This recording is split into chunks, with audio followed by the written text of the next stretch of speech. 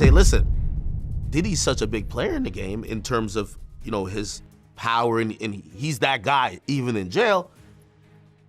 Dudes are getting jealous at other dudes based on who made his bed. And I'm like, yo. So that's a real thing? Yeah. People are actually making his bed? Yeah. Craig Mack was the one that jumped Bad Boy off. And you know, got so bad that Craig Mack, who died from AIDS, that man, he got brainwashed so bad from Diddy and got done so wrong, the man went to South Carolina and joined a cult with his family until he died of a few years ago. Looks like Diddy's problems just got a whole lot uglier behind bars. Word is, a jail doctor exposed the results of a medical test that was never supposed to see daylight. And now folks are saying several inmates may have been infected after getting too close to the bad boy mogul. If this is even halfway true, the situation inside that prison might be messier than anyone imagined. The moment the doors closed behind Sean Diddy Combs at FCI Fort Dix in New Jersey, the assumption was simple. The party lifestyle was finally over. Billionaire mogul, private jets, luxury mansions, all replaced with concrete walls and prison schedules. But word coming out of that facility suggests Diddy's lifestyle didn't slow down. It just moved somewhere darker. According to reports, Diddy is facing a bigger problem, deteriorating health. And the situation has allegedly gotten so serious that medical staff inside the facility have been quietly monitoring an outbreak tied to his circle. And if we're keeping it real, Diddy ain't looking great or late, but thinner and grayer, like he's body fighting something, an STD, allegedly.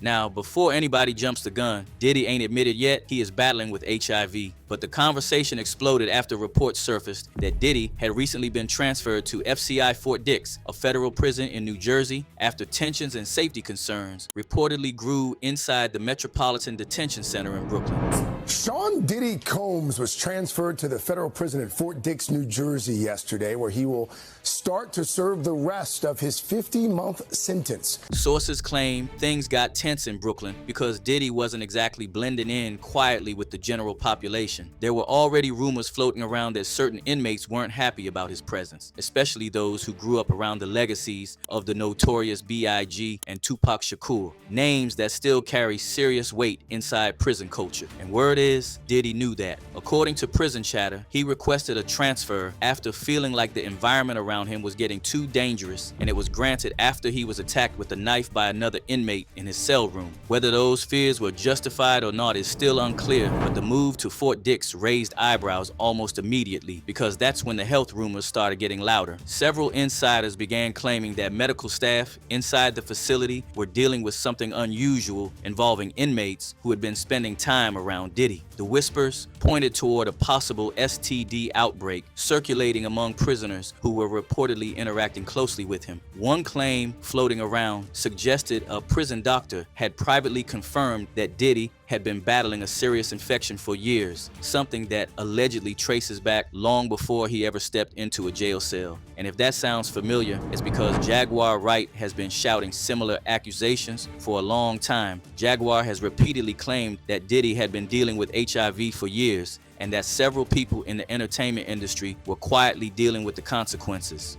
Could have that opportunity just like everybody else. I mean, he actually caught HIV, like having like a lot of women. Oh yeah, let's just go down the rabbit hole of all of his sins. I'm just saying. You want to know what's wild about that though? He faced that head up. He did. And he didn't stop. And he didn't stop doing what he's done. He an advocate. Now he did do that. And period. Listen to me. He faced that head up. How many dudes is running around undetectable? G. Come on. In the game. Man. Because I could tell you 20 right now that I could rattle off names.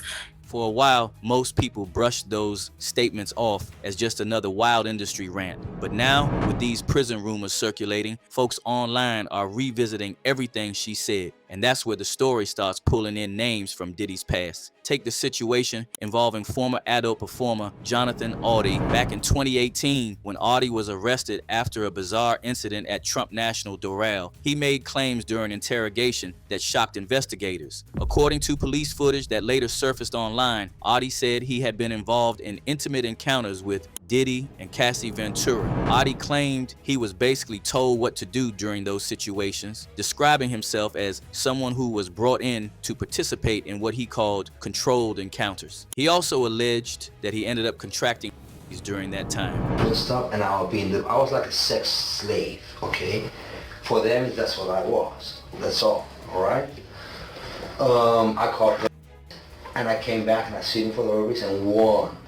But at the time, most people dismissed his statements as the ramblings of someone in a chaotic situation. But now that footage is being shared again, and people are listening to it differently because Jonathan made these claims even before Diddy got hit with them RICO charges. Then there's the story involving an Instagram model known online as Gina, who came forward years ago saying she believes she contracted HIV after being involved with the celebrity figure she had dated. She never named Diddy directly, but internet detectives quickly began drawing connections between her timeline and people within his circle.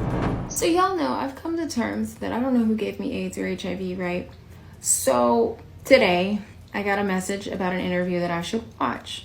And this interview happened to include a celebrity man that I was sexually with for a few years, and I actually had feelings for this person.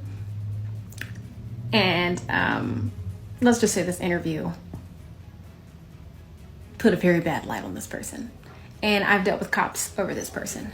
And the deeper you look into Diddy's orbit, the more uncomfortable coincidences start popping up. One of the most frequently mentioned names in these conversations is Usher. Usher's connection to Diddy goes all the way back to the early 1990s when a teenage Usher moved to New York and spent time living under Diddy's mentorship. In later interviews, Usher described the environment around Diddy during that period as curious and said he would never allow his own children to experience what he saw in those circles. I moved to New York City, and I lived with Sean Puffy Combs for a year. That's the crazy thing. Now, that was L.A. Reid's idea, right? We're sending you New over York to City. something called Puffy Flavor Camp. There you go.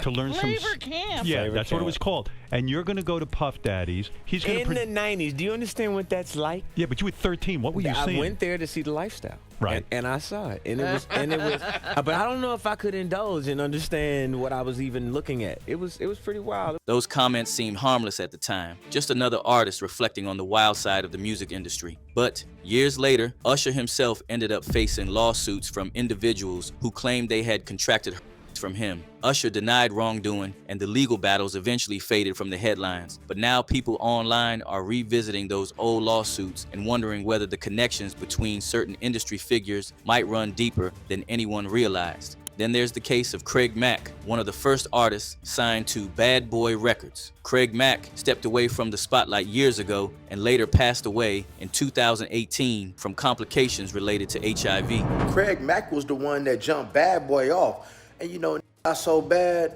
that Craig Mack, who died from AIDS, that man, he got brainwashed so bad from Diddy and got done so wrong, the man went to South Carolina and joined a cult with his family until he died of AIDS a few years ago. At the time, his death was treated as a tragic but isolated situation. Now, some conspiracy-minded corners of the internet are trying to connect that moment back to Diddy's circle, questioning whether Mac's departure from the music industry was tied to something he witnessed behind the scenes. Even Kim Porter passing, now being questioned. Folks who claim to have seen her real autopsy report say Kim was HIV positive before she died. And it's not just the past that's raising eyebrows. Inside Fort Dix, the prison rumors have taken on a life of their own. Several reports claim that Diddy has quickly built influence among certain inmates, despite being a new arrival. Some prisoners allegedly see him as a celebrity figure even behind bars, and that attention has created what people inside the facility are describing as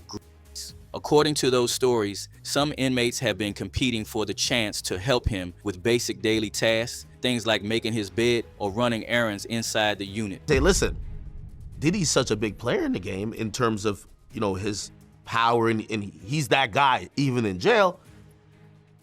Dudes are getting jealous at other dudes based on who made his bed. And I'm like, yo. Wait, so that's a real thing? Yeah. People are actually making his bed? Yeah. Yeah, it's crazy, man. They also saying that Diddy, he got inmates in jail making his bed. You heard about that?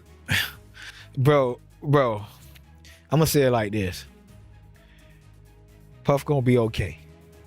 Puff got money. Puff got hands. And all he really needs is 2 or 3 shot callers up on him. And Puff gonna become a shot caller, because Puff been employing niggas from the prison system for down to 30 years, 25 years, and it ain't nothing to make calls to make sure he okay. That kind of attention can create strange power dynamics in prison environments. And if the health rumors floating around the facility are even partially accurate, it could explain why medical staff are reportedly paying close attention to who has been interacting with him. And that's where the story circles back to the central question people keep asking online. If the rumors about his health are true, how long has this situation actually been unfolding? Was it something that started inside prison, or was it something that had already been following him for years inside the entertainment world? Drop your thoughts in the comments, because when you look at the names connected to his orbit, former associates, models, artists, escorts, and industry insiders, the same pattern keeps appearing. People entering the circle, stories emerging years later, and a lot of unanswered questions. Oh, and don't forget to hit that subscribe button and click on this next video. It's just as crazy.